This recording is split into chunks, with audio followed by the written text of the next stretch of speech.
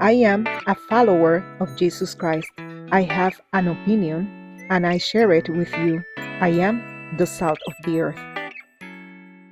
Hello, everyone. Welcome back to the Salt of the Earth podcast.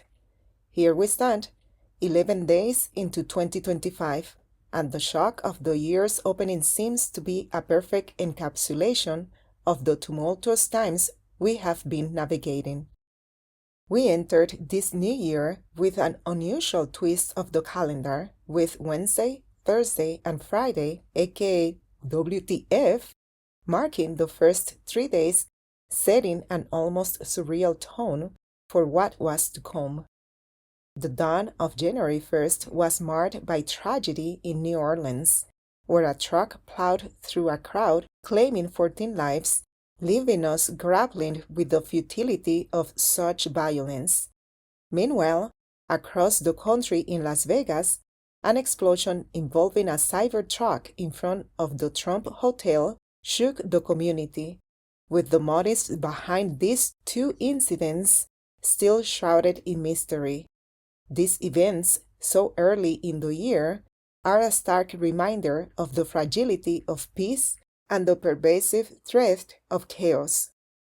President Biden's decision on January 3rd to award the Presidential Medal of Freedom to figures like Hillary Clinton and George Soros felt like a deliberate provocation in an already polarized nation. It seemed to many as if the gesture was not just about recognition, but a bold statement of alignment with controversial figures, igniting a fresh wave of debate and division. President Biden is literally letting us know that he doesn't care what kind of impact his decisions and actions have on the nation.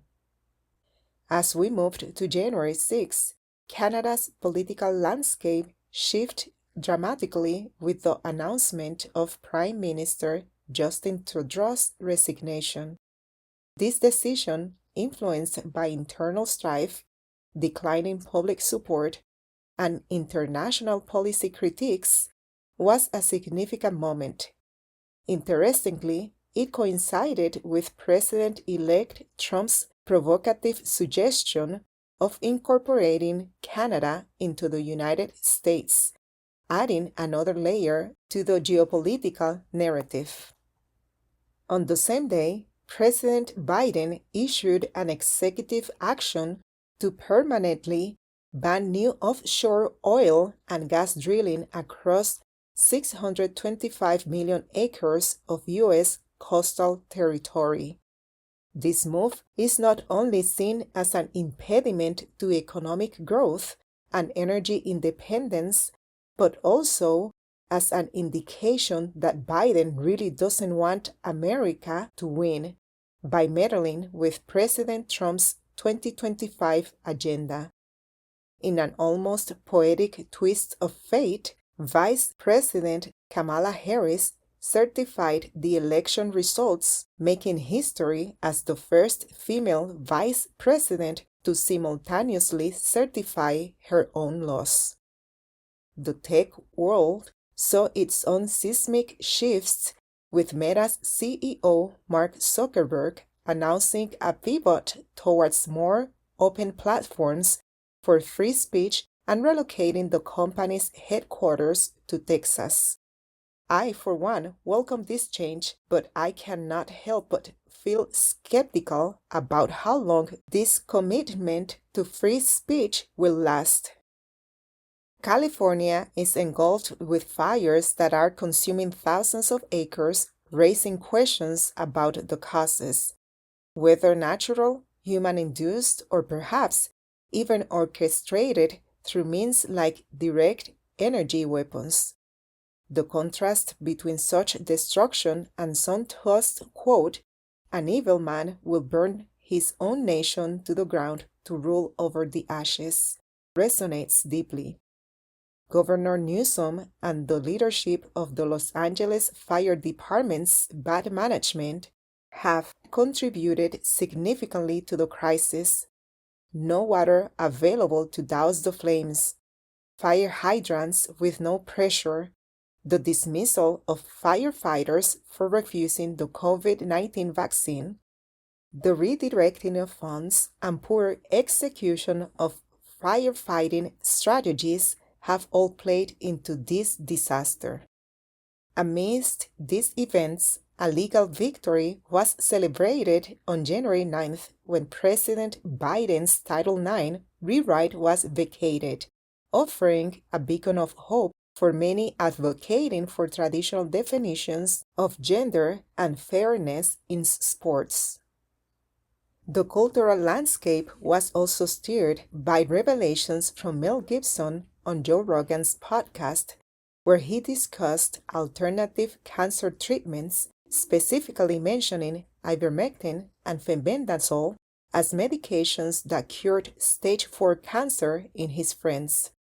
This has led to speculation about why Big Pharma and the government might be lying, hiding, and profiting from the most vulnerable.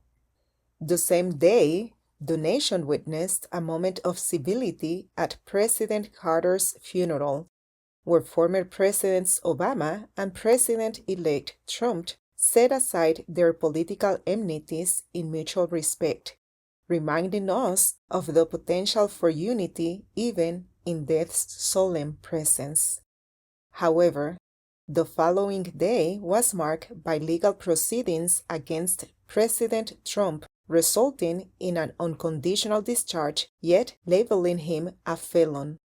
This outcome was precisely what they wanted to accomplish, to be able to call him a felon, thereby mocking and humiliating him. This situation stirred debates on justice, political vendettas, and the integrity of legal systems. As the New York Post declared on its front page editorial, quote, "Full court mess, Trump case was a farce to the very end," end of quote. Lastly, Meta's decision to terminate DEI programs signals a shift back towards merit-based approaches. The dangers and problems of DEI are strongly evident. It has led to hiring practices that prioritize ideological alignment over competence, resulting in inefficiencies and failures in critical sectors like emergency services. The focus on diversity quotas rather than skill has arguably contributed to the mishandling of crisis and could be part of why we are seeing such disastrous outcomes in California's fire management.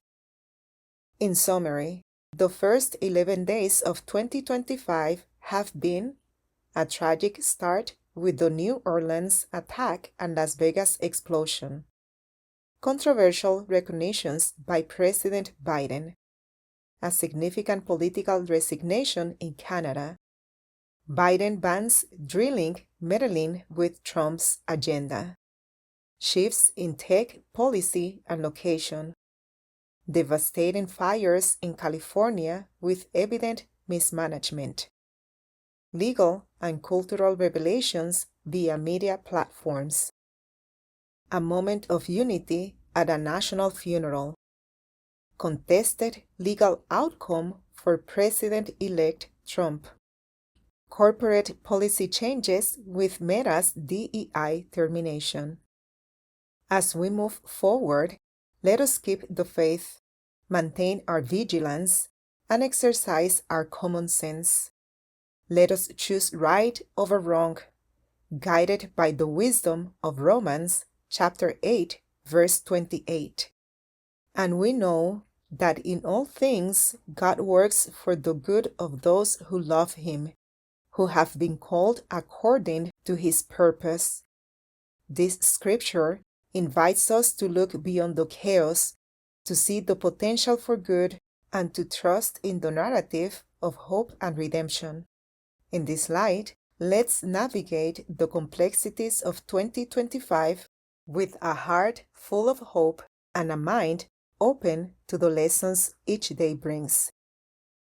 Be the salt of the earth.